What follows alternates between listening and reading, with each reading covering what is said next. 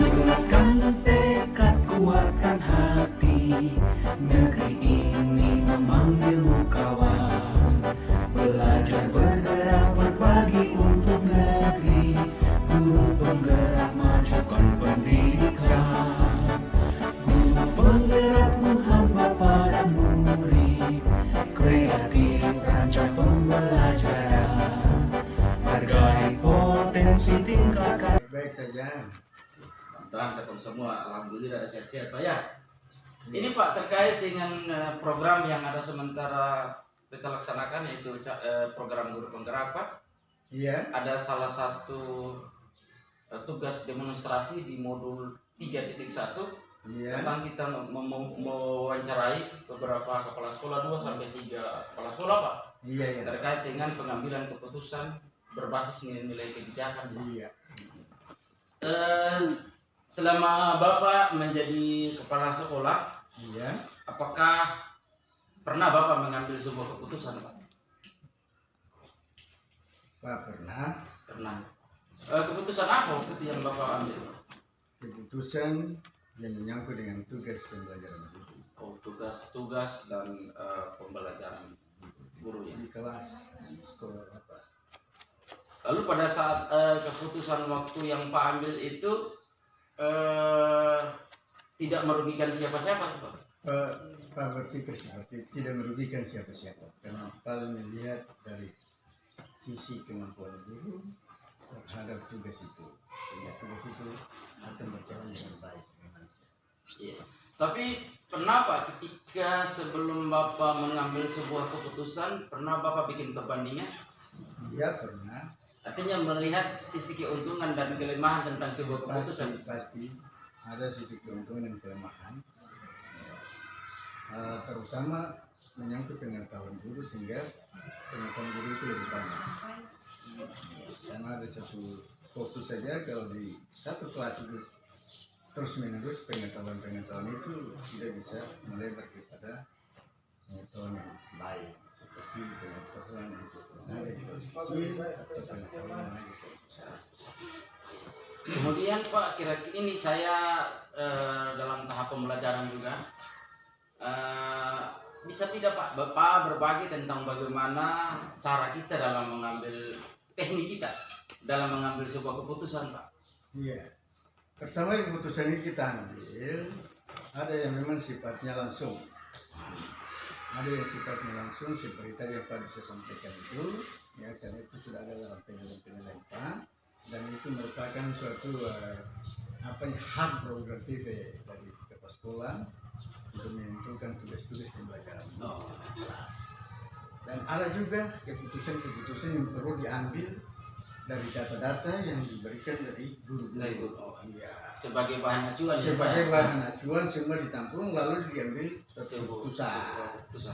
Iya Pak. Kemudian ada lagi Pak dalam pengambilan keputusan Pak, kira-kira pernah tidak Pak dalam paradigma dilema etika dalam mengambil keputusan ini Pak ada 4. Yang pertama adalah paradigma individu lawan kelompok. Iya. Yang kedua adalah paradigma rasa keadilan lawan rasa kasihan. Iya, iya. Yang ketiga adalah paradigma kebenaran lawan kesetiaan. Iya. Yang keempat adalah paradigma jangka pendek lawan jangka panjang. Iya, iya. Dari keempat paradigma itu Pak pernah melakukan mengambil sebuah keputusan, pernah tidak Pak dari keempat itu Pak pakai?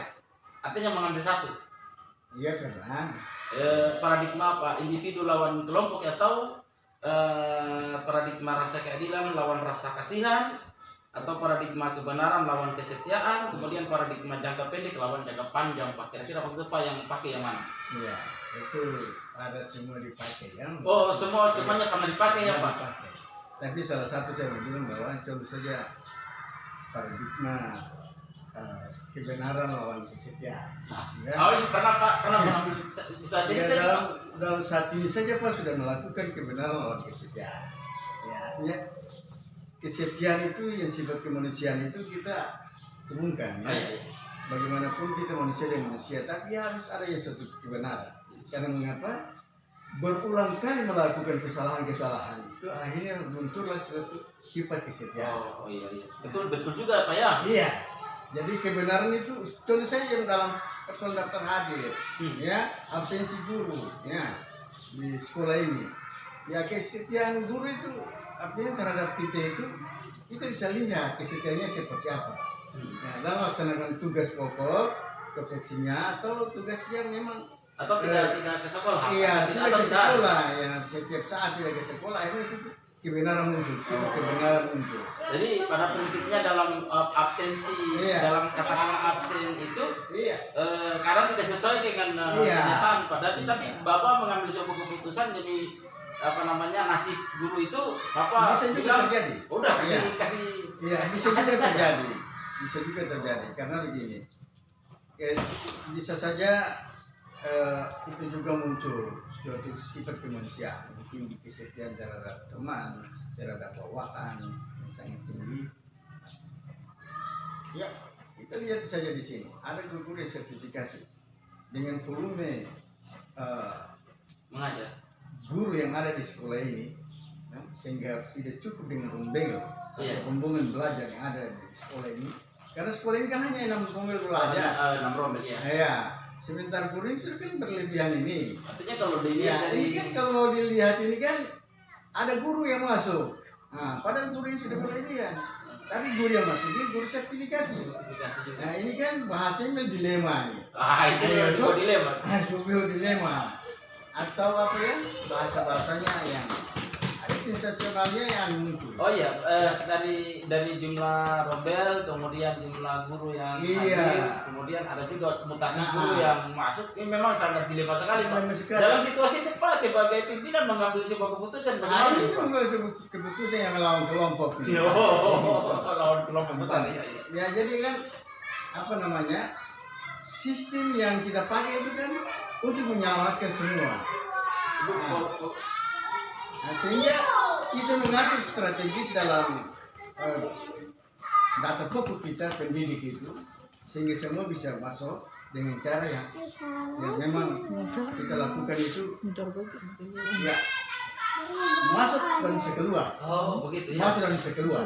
Nah, sehingga sebentar nanti tidak merugikan guru. Apalagi guru sekarang kan yang belum sertifikasi butuh juga untuk sertifikasi. Oh. Kalau dia punya jam tidak cukup di situ tidak bisa. Iya, ya, memang kalau dalam prosedur Nah. apa kalau tidak memenuhi jumlah jam rombel dalam mengajar, dalam hal ini dalam mengajar, maka sudah barang tentu dia tidak diikut sertakan. Nah, lalu sebenarnya persoalan-persoalan ini bisa menghindari persoalan seperti ini. Harus ada formasi yang bagus. Artinya penempatan SKI itu menempel suatu formasi di sekolah itu. Kebutuhan guru yang ada di sana sudah cukup atau belum? Ya, kebutuhan di sekolah sana sudah cukup atau belum gurunya? Nah, kalau belum cukup, oke. Iya, artinya kalau masih kurang nggak masalah. Ya masalah. Jangan sampai Jangan iya. sampai berlebihan. Kita kan menyusahkan Betul, guru itu sendiri. betul. Iya. Jadi ini suatu langkah kebijakan dari pemerintah untuk meneliti secara baik. Lalu kalau untuk jangka panjang dan jangka pendek itu kita melihat kekuatan data, Oh iya. kekuatan pendukung. Sekarang kita melakukan jangka panjang persoalan ini. Tetapi karena pendukungnya banyak, Pak, bagaimana ini kita punya fasilitas ada. Oh. Nah, kita punya sumber daya ini ada. Hmm. Nah, jangka panjang ini kita bisa alihkan ke jangka pendek sehingga pekerjaan ini bisa selesai dengan cepat. Ya, jadi itu bisa. Itu paradigma jangka pendek lawan jangka panjang. Iya. Ya, dan Kemudian Pak, dalam sebagai pimpinan sekolah, dalam hal ini kepala sekolah, dalam pengambilan keputusan, pernah tidak Pak dalam mengambil keputusan itu ada yang merugikan pihak-pihak lain? iya, pasti ada. Pasti ada ya. Namanya manusia ya. Manusia. Ah, Karena itu pemahamannya. iya. Kita manusia ini kan seribu satu macam istilahnya dalam pepatah. Jadi dia ada punya pandangan yang memang dia kaji dalam satu sisi yang lain. Iya. Jadi pengkajian jangan kita salahkan, karena pengkajian itu ada pengkajiannya. Nah, yang satu pun demikian, yang banyak pun demikian. Jadi itulah kita menimbang dengan secara dekat. Iya, iya. Bisa dapat suatu titik temu. Kalau keputusan yang kita ambil adalah ini. Ya. Tapi dalam hal ini sekalipun memang ada pihak yang dirugikan, tapi kita bicara dalam konteks sebuah lembaga, Pak. Iya. Dalam hal ini memang mungkin orang ini mungkin dia dikorbankan, tapi dalam hal demi sebuah lembaga pendidikan harus tetap bisa membangun. Iya. Artinya cuma satu orang kan tidak mungkin mau merusak kelompok yang banyak nih, Pak ya. Kan kita kan sudah punya tujuannya. Iya. Bagi itu kan kita punya visi dan misi sudah ada. Jadi memang kita itu lihat mana yang lebih punya prioritas keberhasilan, kelebihan, Iya. ya, punya kekurangan itu yang kita ambil. Ya, untuk mengambil suatu keputusan di situ. Oh, jadi mengambil keputusan itu harus mempertimbangkan aspek-aspek yang menguntungkan, Pak ya. Menguntungkan. Iya. Karena ini di sini adalah keputusan mengambil suatu terhadap suatu masalah, terhadap suatu masalah yang memang dihadapi oleh sekolah itu. Ya, bukan berarti bahwa keputusan untuk memilih suatu ketua berbeda. Iya. Kemudian Pak, Oke, suatu ketua itu ya kita lihat Oh, itu suara yang terbanyak. itu memilih. Iya, memilih itu. Iya. Memilih. Memilih dengan mengambil keputusan. Mengambil keputusan berbeda ya. Betul Pak, sangat berbeda Pak. Iya. Kemudian Pak, dalam pengambilan keputusan, dalam mengambil keputusan tidak dalam sebuah diskusi kecil atau dalam katakanlah dalam rapat dengan Dewan Guru, di situ apakah Pak mengambil sebuah keputusan sendiri atau ada juga mengambil sebuah keputusan berdasarkan usulan pendapat dari rekan-rekan guru bawahan, Pak? Ya, jadi kan guru yang ada di SD negeri FSI.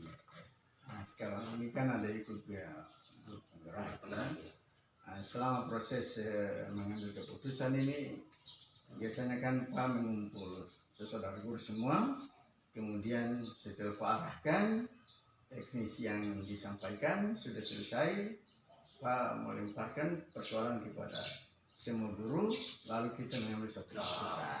Iya. Dan itu memang sudah dilaksanakan setiap mengambil keputusan untuk persoalan-persoalan yang kita hadapi. Tapi di dalam pengambilan keputusan itu Pak, ada enggak bawahan Bapak yang mencoba tidak melaksanakan keputusan yang Pak ambil?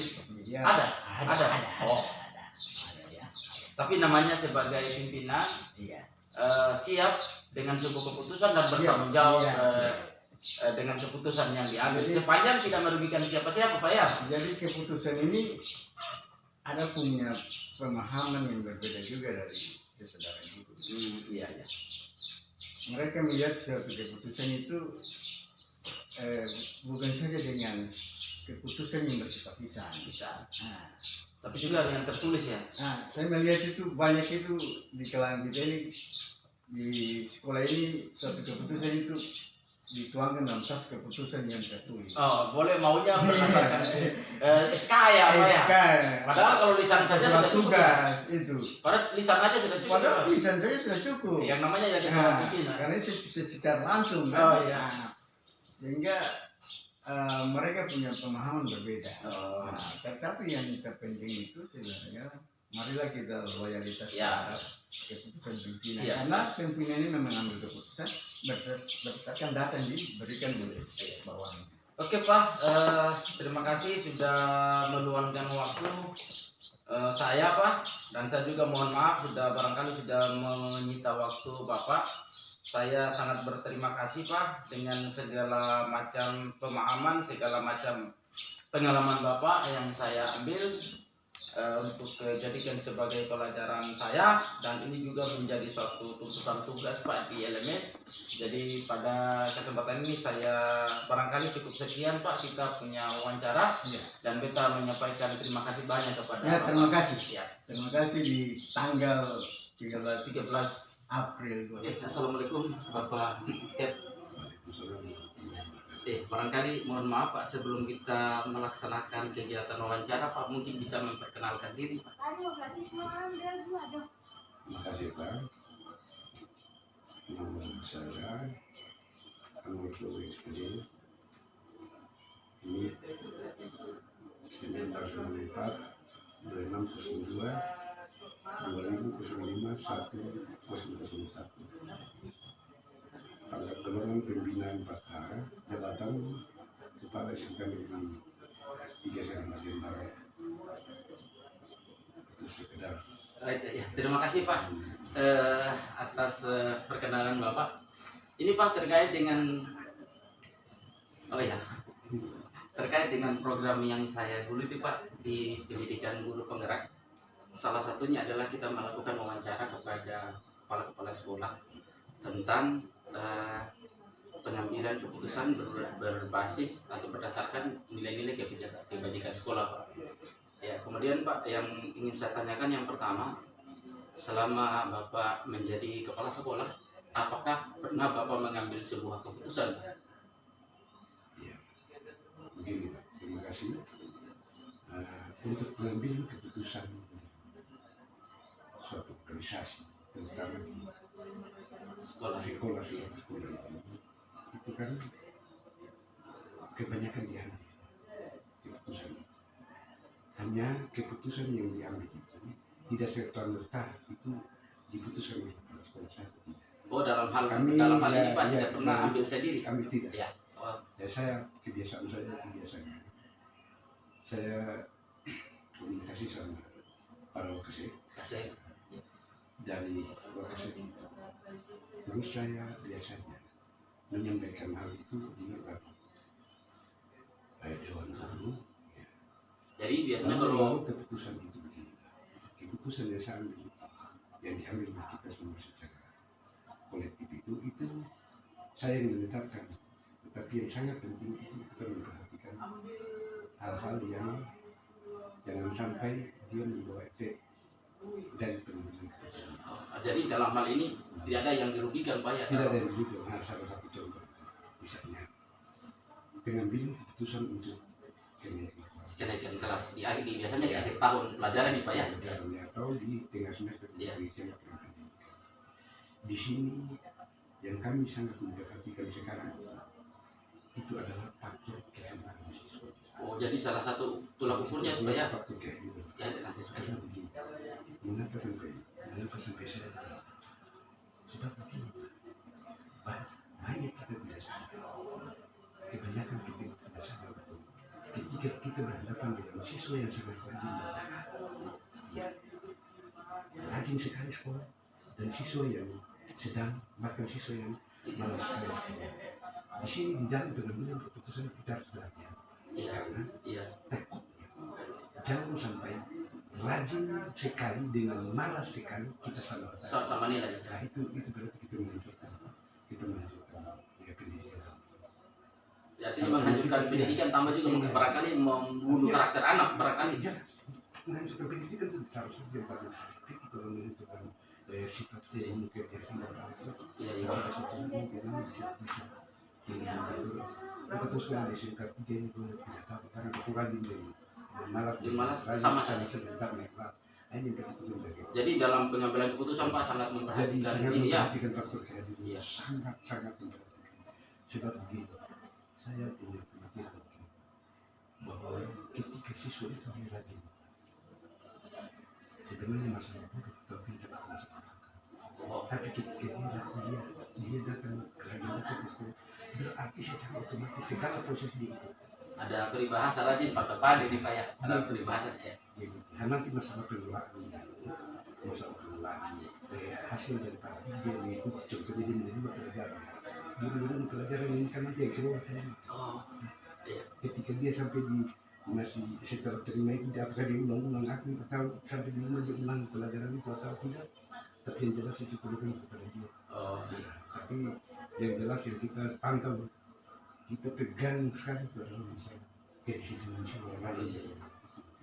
Oh, jadi itu faktor-faktor ini Pak ya.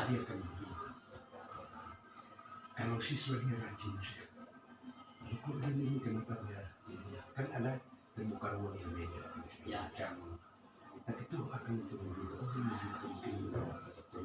Akhirnya akan juga mulai langsung ditelusuri sampai di bawah pada segala macam. Ini juga kan begini. Iya. Jadi segala sesuatu itu Sudah, ya. Cuma kita berpikir begini, kita berpikir tentang kasus keadilan. Asas keadilan. Siswa yang rajin dan juga untuk keadilan. Iya. Itu Menuntut haknya juga, Pak. kan jangan aku bilang Pak Pemalas mau menuntut itu keadilan. Tidak. Pemalas tetap sama jalan bersama. Betul. Apalagi ada peraturan seperti tadi. Ya, bahkan kalau sekarang Pak ada lagi satu namanya kesepakatan kelas Pak kalau di penggerak Itu sudah. Jadi dari hal-hal itu, maka ketika kita mengklaim mengenai mereka ini kan kadang-kala di dalam daftar legal ini kan itu ada akumulasi penilaian semua itu kan untuk kualitas dan masyarakat. Iya. Dan itu diserahkan untuk ini saya pelajar ini.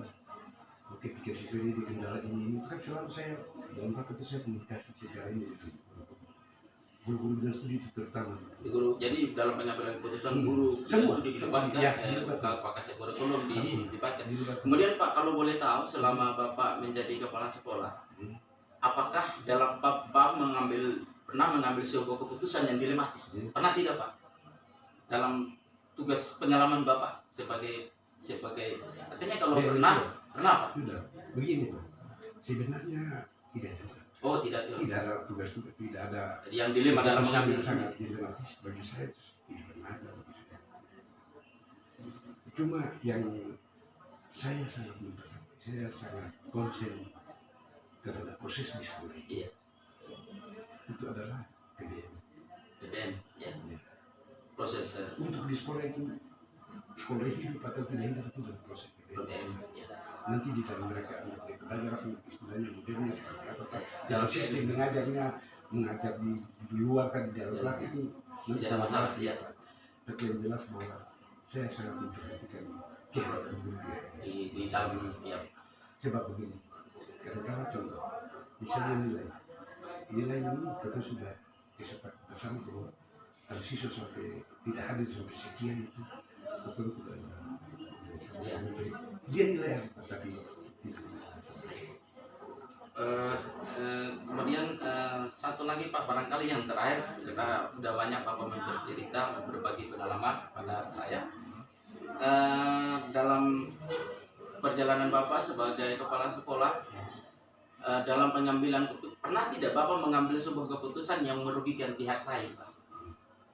Saya kira bahwa karena kebiasaan dari saya itu sekarang keputusan itu diambil itu Berdasarkan musyawarah mufakat, ya. Maka risiko itu tidak pernah. Oh, tidak. Tidak pernah. Jadi memang sangat luar biasa sekali apa yang Bapak sampaikan, pengalaman Bapak yang Bapak sampaikan. Kemudian saya juga belajar dari Bapak bahwa ternyata dalam mengambil keputusan itu kita tidak mengambil sendiri, Tidak. tapi kita melibatkan orang-orang yang ada di lingkungan tempat kita Jadi begini. bekerja, Pak, ya. Jadi begini. Karena sekolah ini bukan sebuah organisasi. Iya. Organisasi yang kebetulan kan ketua. Iya. Pimpinannya, Pak. Iya, istilah. Iya. Jadi di bawah itu ini kan ada bagian tertentu Iya. lokasi kartu di bawah kan dalam ini kalau kerja di organisasi ketika ada apa kan beberapa Iya. kita tidak pernah selama yang di sekolah kita bikin keputusan sendiri. Oh, tidak. Oh, Pak tidak pernah mengambil keputusan di tetap melalui musyawarah, Pak, ya. Itu otoritas. Berarti luar biasa, Pak, pengalaman. Itu tanah saya. Iya. Oke, Pak, barangkali Lalu selanjutnya di dalam kita punya pemimpin yang kita sangat memperhatikan itu masalah disiplin kehadiran orang di sekolah, disiplin kehadiran siswa di sekolah. Karena kita kira betul mesti belajar kedisiplinan karena segala sesuatu yang betul dilakukan di dunia kalau misalnya kita tidak ini tidak beriring dengan kita disiplin hati disiplin. jadi barangkali Pernah dulu terus kita iya, silakan. mungkin juga pada saat itu kami sebagai Itu sebenarnya Iya, SMA dia dulu Pak ya. dulu ya, memang ada keputusan Oh pernah. Jadi pernah mengambil keputusan demi menyelamatkan orang banyak. Iya, jadi ada tuh istilahnya begini. Itu juga lambat tentu misalnya. Ya, oh berarti Nah, cara sebenarnya sih, sebenarnya keputusan itu sebenarnya juga menilai, tapi itu detail coba kita tugas dari luar. ya. Tapi dia sampai juga itu berkata hanya ketika artinya setiap tahun Ini bobo. Iya. situ lah itu pas sudah tahu. Iya, sudah. Kalau itu mencoba untuk ini kita bukan Jadi keputusan itu cuma persoalan yang satu mengenai sistem ini itu pada saat COVID tadi itu kan. Oh, dampak COVID, ya. Dampaknya cuma ya memang COVID kemarin luar biasa gejalanya Pak, ya. sekarang itu gejala pada nama juga Iya, memang di dalam saya sendiri Pak sebagai pendidik ya, kita belajar dengan sistem daring atau kita di rumah atau mungkin yang seharusnya kita beberapa jam di sekolah. iya. COVID paling cuma 1-2 jam memang sangat berdampak sekali Pak. Sedangkan memang waktu normal saja itu setengah mati kan lagi. Iya. Jadi begitu seperti itu. Iya. Oke, barangkali wawancara singkat saya sekian Pak. Beta sangat mengucapkan banyak terima kasih, banyak belajar dari Bapak sebagai pimpinan. Sekali lagi Pak, saya ucapkan terima kasih dan wassalamualaikum warahmatullahi wabarakatuh.